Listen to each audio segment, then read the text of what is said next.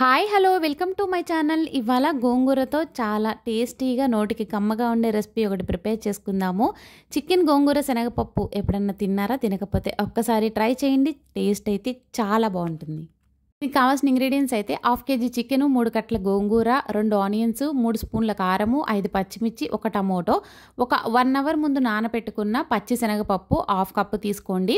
Next అయితే అల్లం వెల్లుల్లి, కొంచెం కొత్తిమీర, 3 లవంగాలు, చిన్న దాల్చిన చెక్క, గల్లుప్పు తీసుకోండి. సరిపడా ఉప్పు అయితే వేసుకోవాలి. నెక్స్ట్ 2 కరివేపాకు రెమ్మలను తీసుకోండి. ఫ్లేవర్ బాగుంటుంది కర్రీకి.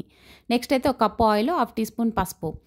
నెక్స్ట్ ఇప్పుడైతే స్టవ్ ఆన్ చేసుకుని బాండీ పెట్టుకుని మనం క్లీన్ చేసుకున్న గోంగూర వేసుకొని సన్నగా కట్ చేసుకున్న టమోటోలు, పచ్చిమిర్చి వేసుకుని సిమ్లో ఒక 5 to 6 minutes అయితే మూత పెట్టి దాన్ని ఉడికించాలి.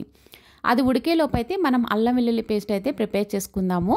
నేనైతే రోట్లో అయితే దంచి వేస్తున్నాను. ఇలా దంచి వేయడం వల్ల ఫ్రెష్గా ఉంటుంది, ఫ్లేవర్ కూడా చాలా బాగుంటుంది. ఒకసారి ట్రై చేయండి.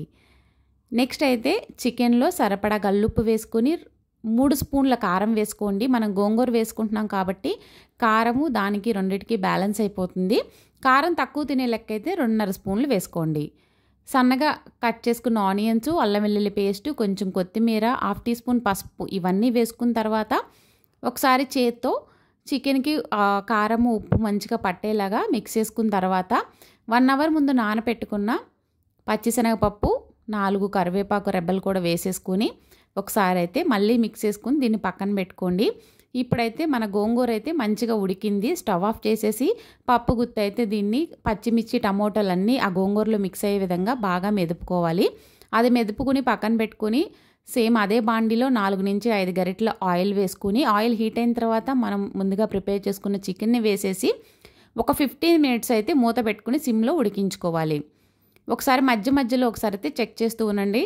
ఇప్పుడైతే మన శనగపప్పు 15 minutes తర్వాత శనగపప్పు చికెన్ కూడా ఆల్మోస్ట్ అయితే ఉడికిపోయి ఉంటాయి. ఒక 70% అయితే శనగపప్పు ఉడికిందండి. ఈ మాత్రం ఉడికితే సరిపోతుంది. ఇప్పుడైతే ఒకసారి మిక్స్ చేసుకుని మనం ముందుగా ఉడికించుకున్న గోంగూరను వేసేసుకుని ముక్కకి పట్టే విధంగా గోంగూర అంతా కూడా ఒకసారి గరిటెతో నిదానంగా కలుపుకోవాలి.